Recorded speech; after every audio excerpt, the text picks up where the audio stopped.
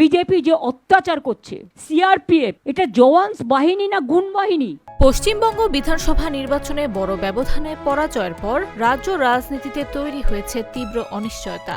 ফলাফল ঘোষণার পরেই মুখ্যমন্ত্রী ও তৃণমূল কংগ্রেসের প্রধান মমতা বন্দ্যোপাধ্যায় স্পষ্ট জানিয়ে দেন তিনি কোনোভাবেই পদত্যাগ করবেন না। তার দাবি, নির্বাচন ছিল সুষ্ঠু নয় এবং ঘোষিত ফলাফল জনগণের প্রকৃত রায়কে প্রতিফলিত করে না। হারলে আমি যদি শপথ নিতে যেতাম তাহলে আমি রেজিগনেশনটা করতাম। এখন তো কোয়েশ্চেন ডাজন্ট অ্যারাইজ। জোর করে দখল করে যদি কেউ মনে করে যে আমি কি রেজিগনেশন দিতে হবে, নো, নট দ্যাট। এক সংবাদ সম্মেলনে মমতা বলেন তিনি পরাজিত নন এবং রাজভবনে গিয়ে পদত্যাগপত্র জমা দেওয়ার কোনো প্রশ্নই ওঠে না। তার এই অবস্থান ঘিরে রাজ্য ও জাতীয় রাজনীতিতে ব্যাপক বিতর্ক শুরু হয়েছে।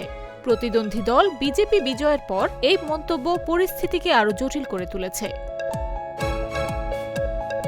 নির্বাচন প্রক্রিয়া নিয়ে অভিযোগ তুলে মমতা বন্দ্যোপাধ্যায় কেন্দ্রীয় সরকারের বিরুদ্ধে সরাসরি হস্তক্ষেপের অভিযোগ আনেন। তিনি প্রধানমন্ত্রী নরেন্দ্র মোদী ও স্বরাষ্ট্রমন্ত্রী অমিত শাহর বিরুদ্ধে প্রভাব খাটানোর অভিযোগ করেন। একই সঙ্গে নির্বাচন কমিশনের ভূমিকা নিয়েও প্রশ্ন তোলা হয়। দলের পক্ষ থেকে কমিশনের প্রধান গণেশ কুমারের বিরুদ্ধে পক্ষপাতের অভিযোগও আনা হয়েছে।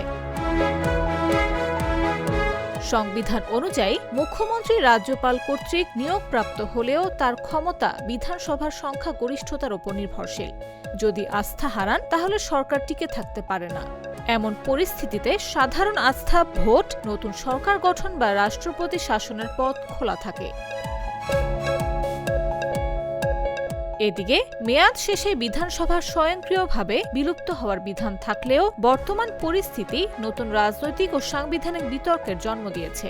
রাজনৈতিক বিশ্লেষকদের মতে এই সংকট ভারতের গণতান্ত্রিক ব্যবস্থায় নতুন নজির তৈরি করতে পারে। নিউজ ডেস্ক, জাগো নিউজ।